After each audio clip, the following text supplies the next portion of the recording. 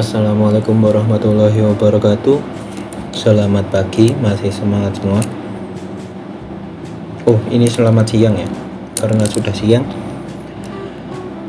Mata pelajaran prakarya hari ini kita masih di bab 2, yaitu rekayasa teknologi informasi dan komunikasi atau singkatnya TIK.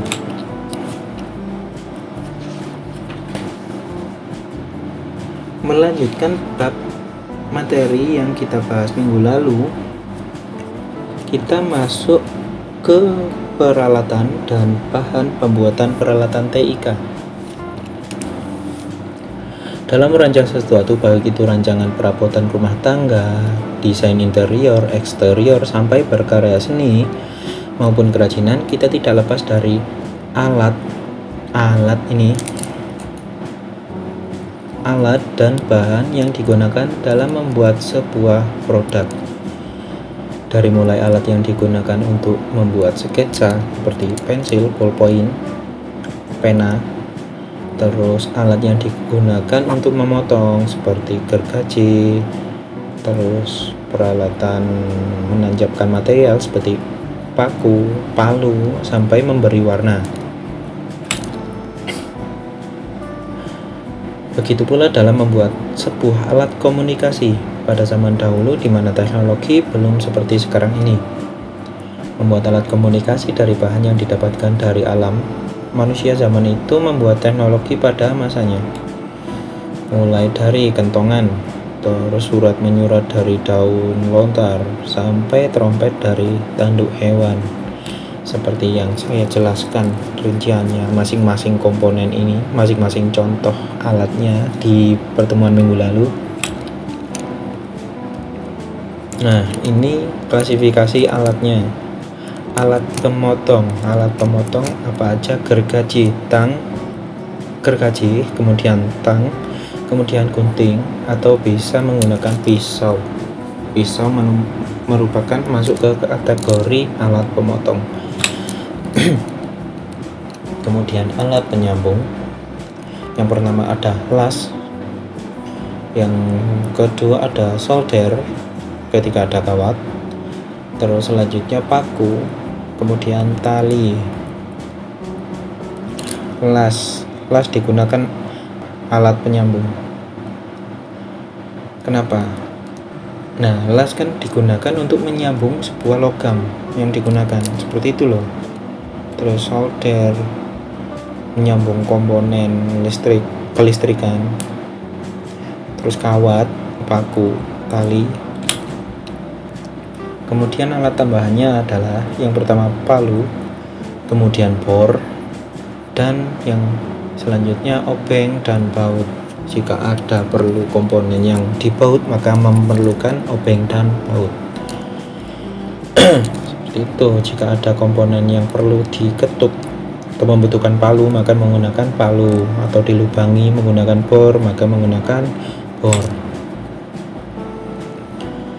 Nah, alat komunikasi jarak jauh. Dalam masa sebelum teknologi seperti saat ini, yang tentunya pada masa lalu, masa dimana teknologi masih sangat kurang, masih proses berkembang, ditemukan adanya sebuah alat komunikasi berupa telepon dengan menggunakan kaleng dan seutas tali sebagai kabel. Pada tahun 1600, pada tahun 1664 sampai 1665, seorang ilmuwan bernama Robert Hooke melakukan eksperimen dengan transmisi suara menggunakan kawat. Di awal tahun 1667, Robert Hooke ini berhasil menemukan telepon kaleng. Selain telepon kaleng yang digunakan dalam ilmu fisika. Jadi telepon kaleng ini biasanya digunakan dalam mata pelajaran IPA untuk mengetahui tentang gelombang suara. Telepon kaleng ini juga termasuk dalam alat komunikasi pada zaman itu. Rancangan dan pembuatan peralatan TIK. Pembuatan telepon kaleng yang pada masa lalu digunakan dalam berkomunikasi jarak jauh. Kreativitas dan imajinasi diperlukan agar hasil dan pekerjaan tersebut semakin indah. Nah, ini sampean ditugaskan untuk merancang sebuah peralatan TIK. Nah, bahannya yang pertama apa aja? Yang disiapkan ada 2 buah kaleng susu bekas. Selanjutnya, ini bahannya ya, 2 buah kaleng bekas, kemudian benang kalau bisa sih benang yang itu loh, benang yang agak tebal berwarna putih, jangan benang layangan yang tajam itu, jangan. Kalau bisa benang yang warna putih, benang apa sih namanya, warnanya putih yang lembut itu loh. Kemudian selotip atau solasi. Nah, alatnya apa saja? Palu dan paku. Pelaksanaan dalam pembuatan alat peralatan TIK. Tahap 1. Hilangkan penutup bagian atas pada kaleng bekas yang telah disiapkan. Jadi nanti kalengnya sampean hilangkan penutupnya. Ya, ini loh. Yang di sini kan awalnya ada tutup. Itu sampean hilangkan. Kalau yang bawah jangan. Cuma salah satu aja. Di atasnya aja. Kemudian lubangi menggunakan paku pada bagian bawah kaleng. Kalau setelah dibuka tutupnya, sampean hilangi tutupnya, sampean lubangi bagian bawah. Nih, sampean lubangi, sampean bolongi. Bisa menggunakan paku, alat yang disiapkan tadi, paku dan palu. Paku sampean buat melubangi itu. Kemudian potong benang sepanjang 2-3 meter, jangan kurang dari 2 meter. Lebih boleh sampai 3 meter. Kemudian masukkan ujung benang ke dalam masing-masing kaleng. Nah, ini ujungnya, ujung sini sampean masukkan kaleng sini. Kemudian ujung sini sampean masukkan kaleng satunya. Kan jumlahnya 2 tadi. Berikan penyangga. Pengait, ini pengait kebalik. Berikan penyangga atau pengait agar benang tidak mudah lepas. Jadi kan ada ujung benang. Tadi kan ada menyiapkan paku yang buat melubangin ini loh. Nah, benangnya itu ini paku. Benangnya sampean talikan sini.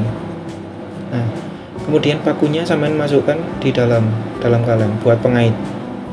Biar tidak lepas benangnya ini. Setelah memasukkan pengait, ini bisa paku, bisa kayu, terserah sampean. Terus sampean selotip, sampean tempelkan di sini pakunya seperti ini. Ini di dalam ya. Terus sampean solasi dari dalam.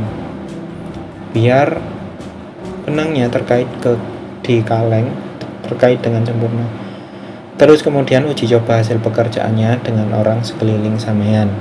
Sampean coba telepon kaleng nih, sampean coba apakah bisa menghantarkan suara sampean ngomong di kaleng, terus didengarkan di kaleng yang satu sampean ngomong, kemudian kaleng yang sambungannya itu didengarkan oleh teman sampean, bebas siapapun yang ada di sekeliling sampean. Nah, uji coba alat yang telah digunakan dengan benang dalam kondisi benangnya kendur. Contohnya seperti ini kalengnya. Ini orang yang dengar. Terus posisi benangnya kendur sini. Terus sampean ngomong atau sampean dengar atau teman sampean yang ngomong atau yang sampean yang ngomong, bebas. tapi posisinya benangnya kendur seperti ini. Kemudian uji coba kedua, benang dalam kondisi tertarik. Jadi sampean pastikan benang itu ketarik. Jadi ini kencang, posisi benangnya itu kencang, terus seperti tadi didengarkan dan ada yang ngomong, bebas siapapun yang ngomong. Setelah 2 uji coba ini, berikan komentar Anda pada percobaan 1 dan 2. Percobaan 1 ini gimana, terus percobaan 2 ini gimana, sama tuliskan di kertas.